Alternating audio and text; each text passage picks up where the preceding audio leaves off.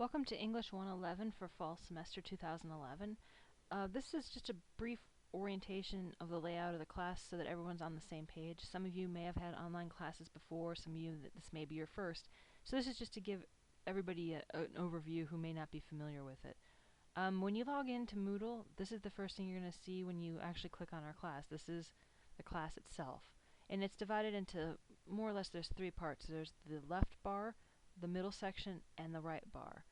The middle section is going to be where the main content of the class is. So here you're going to see some things I want you to know right away. Here's going to be where I have my office hours for the week posted, and this will change each week. I'll list it.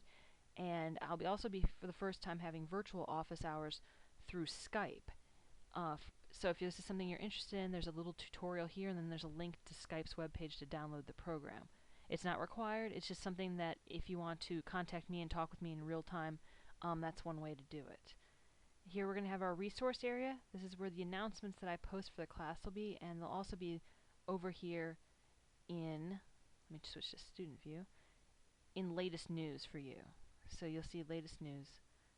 Underneath that's a form called questions for your instructor. That's going to be a good place to ask any questions that you might have that you think your classmates might also have or might benefit from knowing the answer.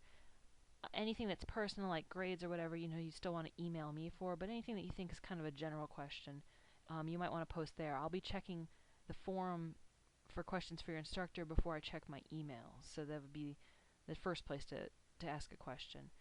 Underneath that's going to be the syllabus and the schedule of assignments. Make sure you're familiar with both.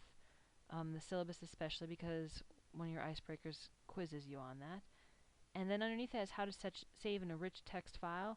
That's important because a rich text file can be opened on any computer, so I require that all the assignments that are submitted be saved as such, and if you click on that, it'll bring up a file that explains how to do that.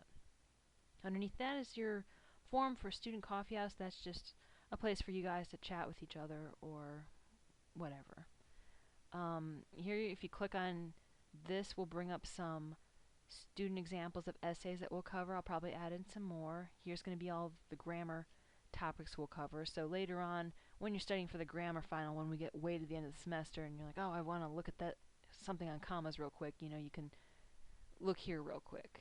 And then here's some rubrics, which I'll probably also add as we go on, especially because there's a new rubric for a portfolio that I need to add in.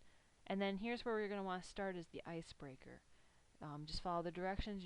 Everything should be laid out in the order you should go through it. So usually in any module it's going to be your readings, a discussion forum, quizzes, exercises, files, whatever. So that's going to be where you're just going to go right down the line. And there'll be directions for each thing to show you what you need to do or explain to you what needs to be done. For this one, the icebreaker review, there's a video that I put together in case you've never submitted an assignment before, so just so you know what you need to do.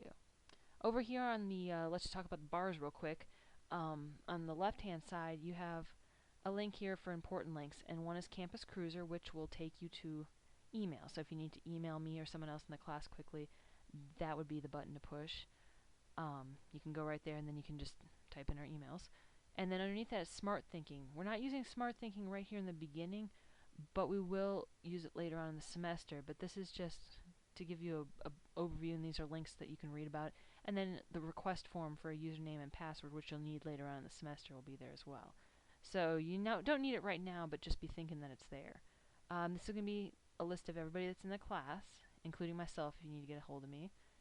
Here's going to be where you click to get your grades, and here's where you click to modify your profile if you want to. There's something in the icebreakers about editing your profile. I recommend doing it just because it gives you a sense of personalization about the class, because then you get to change it and put in a little description about yourself, change your picture, put in some of your interests.